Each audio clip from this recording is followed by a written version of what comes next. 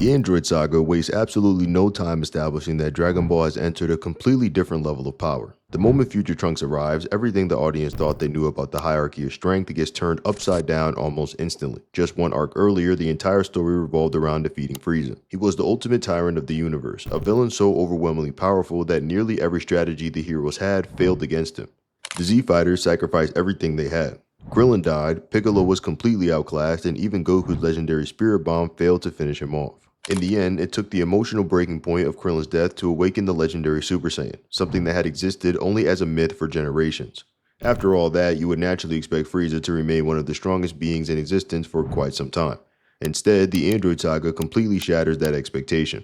Frieza returns to Earth stronger than before as Mecha Frieza, accompanied by his father, King Cold, another galactic emperor feared throughout the universe. The setup makes it seem like the heroes are about to face an even greater threat than the one that nearly destroyed them on Namek. Then, Future Trunks steps off his time machine.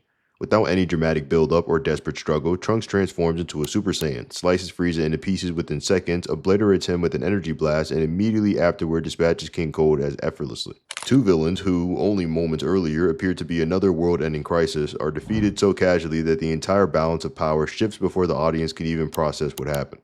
What makes Future Trunks' introduction even more unbelievable is what happens immediately afterwards when Goku finally returns to Earth. At first, it almost feels like the story has established Trunks as the new benchmark. After all, he just effortlessly dismantled Mecha Frieza, a villain who had previously acquired an entire saga, the Spirit Bomb and legendary Super Saiyan, to finally overcome. Then, Goku steps in and the series immediately raises the bar again. During their brief sparring match, Trunks attacks Goku with the very same sword that had just carved Frieza into pieces. Instead of treating it as a dangerous attack, Goku casually blocks every slash using nothing but 2 fingers. That's one of the coldest moments in Dragon Ball because it completely reframes everything that had just happened. Those sword swings had effortlessly reduced Frieza to scraps only minutes earlier, yet Goku treats them as if they're barely worth acknowledging. What's especially crazy is how different this feels compared to the end of the Namek saga. Just one arc earlier, Goku and Frieza were locked in an incredibly competitive battle. Yes, Super Saiyan Goku eventually established himself as a superior fighter, but it wasn't portrayed as a complete stomp. Frieza could still push Goku, land meaningful attacks, and force him to take the fight seriously. By the climax, Frieza's stamina had just begun collapsing because of his full power form consumed too much energy, and he simply wasn't accustomed to maintaining that level of output for an extended fight. Goku ultimately won, not just because he was stronger, but because Frieza's own body betrayed him as well. Fast forward to the beginning of the Android saga, and the gap between them has become almost comical. The implication is that whatever training Goku underwent on planet Yardrat wasn't just a small improvement. It completely transformed him. If Goku can casually stop attacks that effortlessly bisected Frieza using only his fingers, then it's hard to escape the conclusion that he could have defeated Mecha Frieza just as effortlessly as he had been forced to fight. The gap between Namek Goku and post-Yardrat Goku appears enormous despite only about a year passing in universe. That's one of the reasons fans have always been fascinated by Goku's time on Yardrat. We know he learned instant transmission there, but the manga and anime never really show what the rest of his training consisted of. All we're left with are the results, and those results are pretty staggering. Goku returns faster, calmer, more refined, and seemingly operating on an entirely different level than he was during his fight with Frieza. For years, that period remained one of Dragon Ball's biggest mysteries. What exactly did the Yardrats teach him besides instant transmission, if they did? And how did his strength increase so dramatically in such a short amount of time just training there? Ironically, it wasn't until Dragon Ball Super that we finally received something resembling an answer. One of the more interesting moments in the Dragon Ball Super Moro arc comes after Planet Eater Moro regains his youth and completely overwhelms both Goku and Vegeta. For one of the few times in Dragon Ball, both Saiyans realize that simply training harder isn't going to be enough. Moro's abilities are too unconventional and brute force alone isn't the answer. Instead of training together as they usually do, the two decide to split up and pursue completely different methods of improving themselves. Goku heads off to continue refining Ultra Instinct under Maris, while Vegeta makes a decision that initially seems to come out of nowhere. He asks to be taken to planet Yardrat. At first glance, it's a surprising choice. Yardrat had always been remembered primarily as the planet where Goku learned instant transmission after escaping Namek. Most fans viewed it as little more than the birthplace of that technique. But when the Galactic Patrol Officer questions why Vegeta specifically wants to go there, Vegeta reveals that he knows that the Yardrats possess numerous unusual abilities. He specifically mentions that they employ all kinds of strange techniques, reminding everyone that this is the same race responsible for teaching Goku instant transmission. That line is actually more significant than it first appears as well. It suggests Vegeta never viewed instant transmission as some random trick Goku happened to learn.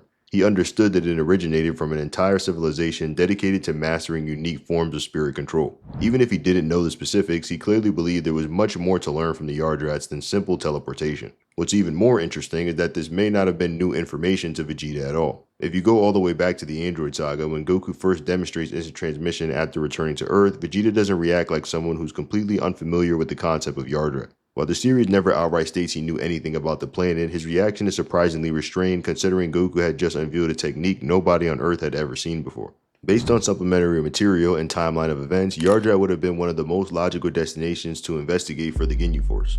Vegeta had served under Frieza's empire for decades and was familiar with many other worlds throughout the galaxy, so Vegeta knowing about Yardrat is far from unbelievable. When Vegeta finally arrives on planet Yardrat, one of the first things that stand out is the warm reception he receives. The Yardrats immediately recognize him and welcome him with open arms, explaining that Goku had spoken about him before. It's a surprisingly wholesome moment when you stop and think about it. After all, the last time Goku had been on Yardrat was immediately following the Namek saga, years before he and Vegeta truly became friends. At that point in the story, Vegeta had only recently stopped being one of Earth's greatest threats. He was still arrogant, ruthless, and more of an uneasy ally than an actual companion. Yet despite all of that, Goku apparently spoke highly enough of Vegeta that the Yardrats remembered him years later. It says a lot about how Goku viewed Vegeta even back then. While everyone else was still questioning whether Vegeta could change, Goku already saw the potential for him to become something more than just another enemy. Almost immediately after arriving, Vegeta also gets his first glimpse of what makes the Yardrats so unique. Several of them suddenly split into multiple identical copies of themselves, creating conventional duplicates that all move independently. At first glance, it looks like some kind of cloning ability, but the Yardrats treat it as just an ordinary application of their techniques. However, before Vegeta can even ask questions, he's brought before the Elder, who reveals something that longtime Dragon Ball fans had wondered about for decades. He was the one who personally taught Goku instant transmission. It's a nice piece of continuity because it finally connects the mystery year Goku spent on Yardrat to a specific mentor. For years, all fans really knew was that Goku had disappeared after Namek and somehow returned with instant transmission. The moral arc finally gives that period some much needed context by introducing the very master responsible for teaching it. Then, though, comes the biggest revelation of all. The Elder explains that none of the Yardrat's techniques are actually separate abilities. Instead, every single one of them stems from the exact same foundation: mastery over one's spirit, or more specifically, perfect control over one's ki. That completely changes how the audience looks at Planet Yardrat. Instant transmission isn't a special power unique to Goku. The cloning techniques isn't some bizarre or racial ability. Even gigantification, where Yardrat can increase their size to enormous proportions, isn't its own transformation. They're all simply different expressions of the same underlying discipline. By manipulating spirit with enough precision, the Yardrats can reshape how their body behaves, allowing them to perform an incredible variety of techniques that appear completely unrelated on the surface. In other words, while Saiyans traditionally focus on increasing the amount of ki they possess, the Yardrats focus on mastering every application of the ki they already have. And for Vegeta, this realization is fascinating. Throughout his entire life, his philosophy had always revolved around becoming stronger through greater raw power. Every obstacle was overcome by pushing his limits further than before. But after losing to Moro, he finally realizes that overwhelming strength isn't always enough. Sometimes the answer isn't having more energy, it's understanding how to use that energy more effectively. That's why Vegeta immediately asked to learn spirit control. Now, one of the most interesting aspects of Vegeta's training on planet Yardrat is that it doesn't begin with flashy techniques or massive power-ups. Instead, the Yardrats start with him doing something incredibly simple. They have him balance on top of a shiny, razor-sharp spike. At first glance, it seems almost ridiculous. Vegeta, one of the strongest warriors in the universe, can't even stand still without losing his balance. But the exercise isn't testing his physical coordination, but rather his stability of his spirit. Every time Vegeta loses focus or allows his emotions to fluctuate, his balance immediately falters. The Yardrats explain that spirit control begins with perfect harmony between mind, body, and ki. If your spirit is unstable, then your energy is unstable as well, no matter how much raw power you possess. What's arguably the craziest part, though, is what the Elder says next. He tells Vegeta that his spirit is even less stable than Goku's was when Goku first arrived on Yardrat. Think about what that actually means. The version of Goku referenced isn't the Ultra Instinct Goku of Dragon Ball Super or even the Cell Saga Goku. It's the Goku who had returned from Namek during the Android Saga. Despite everything Vegeta had accomplished over the following decades, surpassing Super Saiyan, achieving Super Saiyan Blue, fighting gods of destruction, battling Jiren, his spirit foundation was still less refined than Goku, who stepped into Yardrat all those years ago. And that's an incredible statement, since it suggests that Vegeta had been fighting with a fundamental disadvantage for years without even realizing it. His raw strength continued increasing at an astronomical rate, but his control over that strength lagged far behind. In a sense, he had been compensating for imperfect spirit control with overwhelming power alone.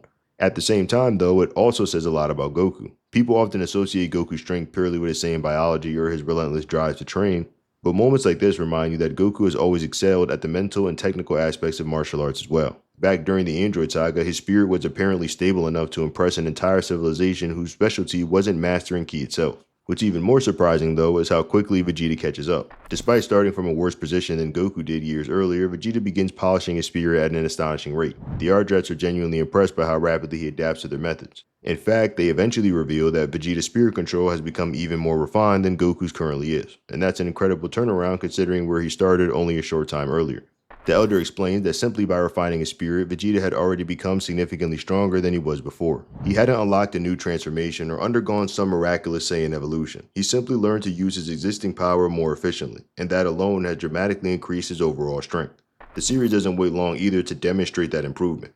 When one of Moro's subordinates arrives on Yardrat intending to conquer the planet, Vegeta steps in to protect it. During the fight, he unleashes an attack and is visibly surprised by just how much stronger it is than he expected. Even Vegeta himself realizes something fundamental has changed. The Elder immediately explains what's happening. Vegeta has improved by leaps and bounds simply through training his spirit. His ki has become cleaner, more efficient, and more powerful because it is no longer being held back by an unstable spiritual foundation. Moro himself comes to the same conclusion from afar, acknowledging that Vegeta had genuinely grown much stronger during his time on Yardrat. What's especially telling is Moro's reaction. The warrior Vegeta defeats was considered one of Moro's most reliable soldiers, someone Moro believed should have been essentially unbeatable against ordinary opponents. Yet Vegeta dispatches him with relative ease. Rather than charging into battle immediately, Moro decides to remain behind and restore himself to his absolute maximum power before confronting Vegeta again. He doesn't want to take any unnecessary changes. And that decision speaks volumes. Moro, a centuries-old sorcerer with immense confidence in his own abilities, suddenly decides caution is the best option because of how much stronger Vegeta has become in such a short time. Looking back, it also gives a new perspective on Goku's original trip to Yardrat. If Vegeta could experience such an enormous increase simply by refining his spirit over a relatively brief period, imagine what Goku gained during the full year he spent there after Namek. We already knew he returned with instant transmission, but the Moro arc strongly implied that he wasn't the only benefit. Goku likely underwent the same process of stabilizing and polishing his spirit, fundamentally through improving the way he controlled and expressed his ki. That would explain why Goku who returned to Earth felt so different from the one who defeated Frieza. He wasn't just stronger because he trained longer, his entire approach to combat had become more refined. His movements were cleaner, his energy control was vastly superior, and his mastery over his own power had reached a level that even Vegeta wouldn't attain until more than a decade later. When viewed through the lens of the Moro arc, Goku dramatically after Yardrat no longer feels mysterious. It feels like the natural result of mastering a discipline that most fighters in Dragon Ball never knew even existed.